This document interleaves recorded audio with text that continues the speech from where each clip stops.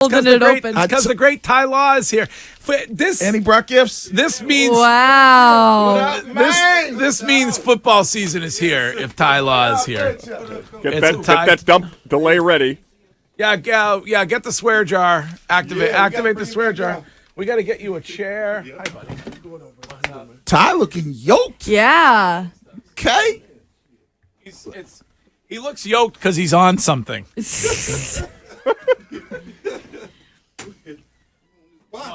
I mean, he working out. I see you, Ty. I see you. Push us for come on. So you know how they used to Put get some before the hands game? on some of them young receivers right now. Yeah. Get that mic right up to your face. Right here, we're good right here. All right. All right. Ty Law, Ty Tuesday, brought to you by Corvus Vodka, the official vodka of the Pro Football Hall of Fame and Ty Law. By 110 Grill, modern American cuisine, and a top allergy-friendly restaurant, and by findmassmoney.gov, and it's great to see you. Thanks for being here. It's good to be here, guys. I'm just trying to tell you that traffic, and you catch every light. I don't know who built this building, and why they put it at this location, but damn. You want us to move the building for you? Oh, no, I just got to get up a little earlier, I guess, because you never know what this traffic around here. But I'm glad to be here. Coming from Rhode Island, you're going to hit some traffic. Yeah. Bruh, no matter where what. you try to go, man. It's crazy. Well, we just had Boomer Esiason on, and he was talking about the division that the New England Patriots play in, and suggesting that he believes they end up finishing in last place in the division. Is that your opinion? Boomer Esiason. Who did he play most of his career for? Cincinnati. Last place in the division, probably. Probably pretty used to it. Probably get out of here with that shit. There it is. He had the Jets finishing first, though, in the division. There's the first official. You can sit there and talk about it now, Cincinnati, Joe Burrow, but come on, man. No, he had the Jets finishing first in the AFC East. You know what?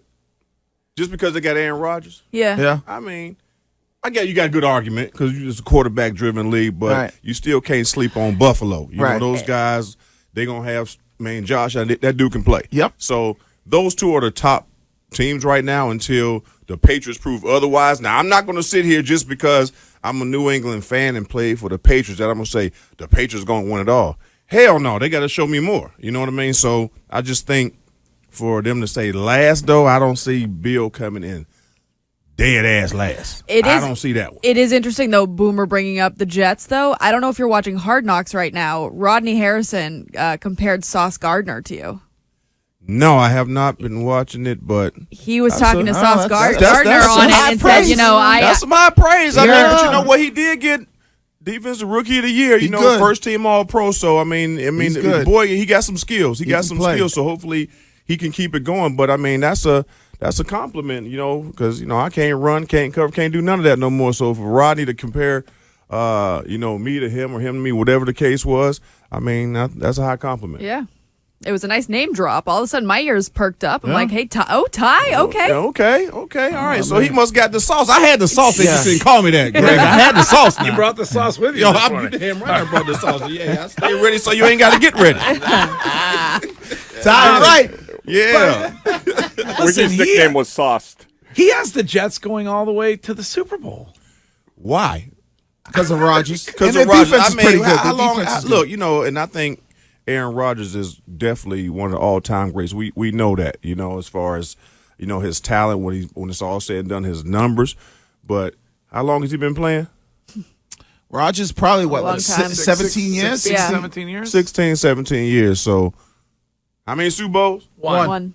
So what makes him think that it's just automatic out of all these years because you came and changed uniforms? Everybody can't beat Tom Brady. Everybody want to put it on that standard. Even when Peyton Manning, when he first went to Denver, he didn't win it the first year.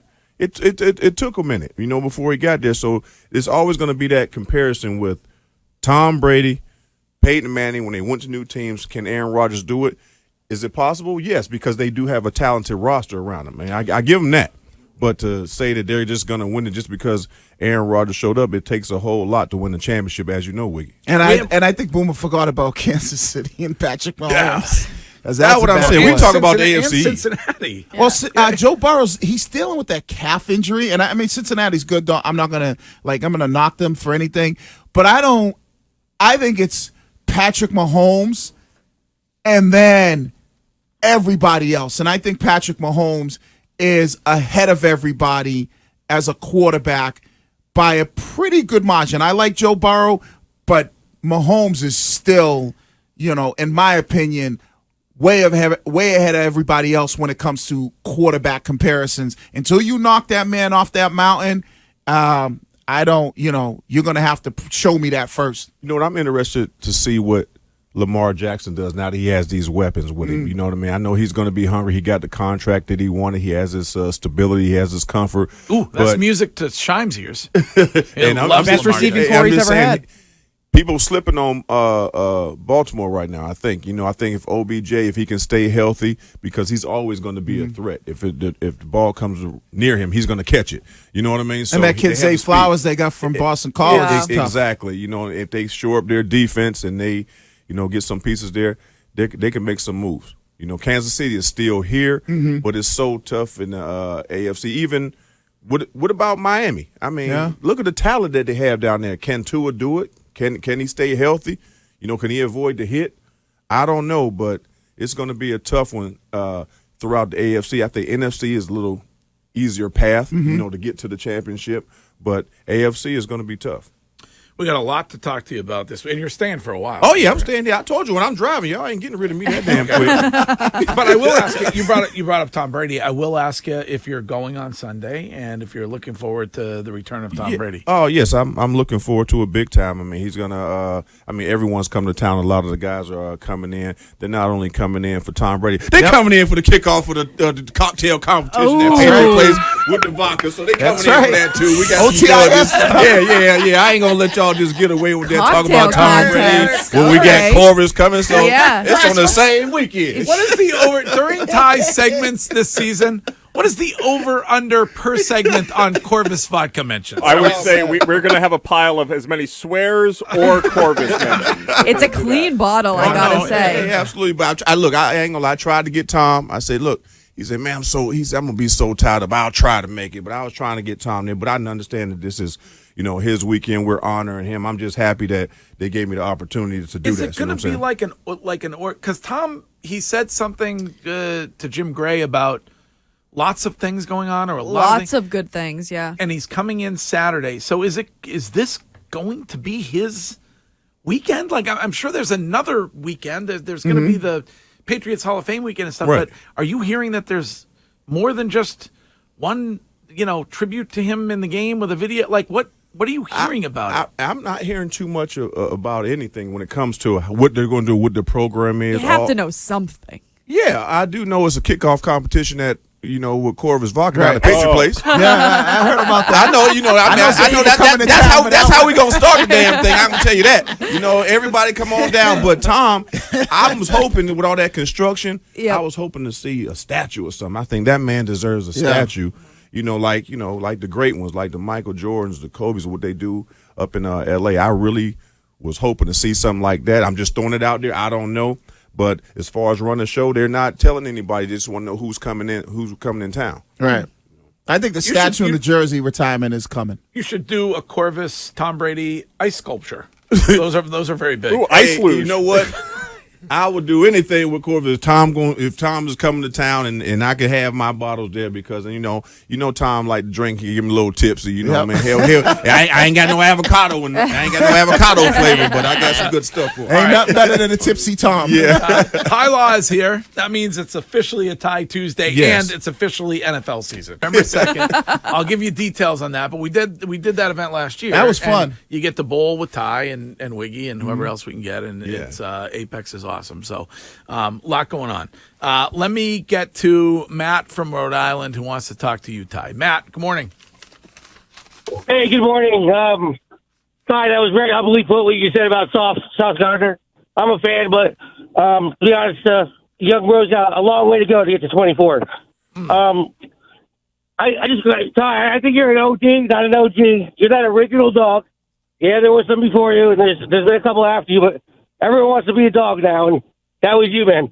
So my question is, in the Super Bowl before the St. Louis, you guys played St. Louis before, obviously. Right. How did that meeting go? And they rolled out like, yeah, we're going to play zone, and you stood up and said, nah, I'm taking a hold, and everyone kind of followed suit. How'd that go? Thanks. No, it was. It went over well because we won. So we just had to. I took it a little bit personal and we took it a little bit personal from the first time we played him because he had us playing more of a zone off and all that, and that wasn't our style. And I don't know why, for whatever reason, with their offense and how they spread it out with all the weapons that they had, they wanted to do a similar game plan. So that's when, I stood up and it was like, oh, hell no. It was rack. Oh, hell no. We ain't doing that rack. We can't do that. And then next thing you know, Otis stand up, Terrell Buckley stand up. I said, I got Isaac Bruce wherever he go. I got his ass wherever he go. Then Otis like, well, I got Torrey Holt. And then all of a sudden, everybody just got hype. And that's where we went with it, man. And we want to play him straight up. And he let us have that influence on the game plan. And next thing you know, we're Super Bowl champions. But I think if you go into a game like that and tentative, like we somewhat played, let them hit everything on timing, it wasn't going to work. So I felt like, I had to say something because I was not about to be on the ESPN on the wrong end of the highlights over some shit that I couldn't control. There we go.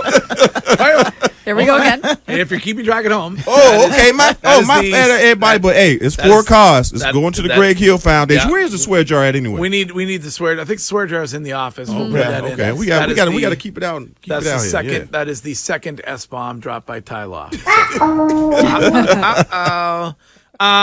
So this defense, Boomer just said, I think, Patriots top 10 defense in the NFL. Rob Ninkovich was on this show calling this Patriots defense a top 5 defense in the NFL. What do you think? I would say top 10. Top 10. I don't know what to say in top 5 yet. I mean, you got some I want to see what this young corner is going to do because that's going to be a game changer if you can get somebody that can go out there and cover and hold up against the number one guy. When you're going out there playing against Josh Allen, and when you're going to play against Patrick Mahomes, are you able to cover one-on-one to free somebody else up? And that's yet to be seen. I mean, I don't pay attention. I'm going to be honest with you. I barely looked at this preseason, guys, because it don't mean nothing. I don't know if you, Wiggy, I don't even like watching preseason because no one wants to be out there.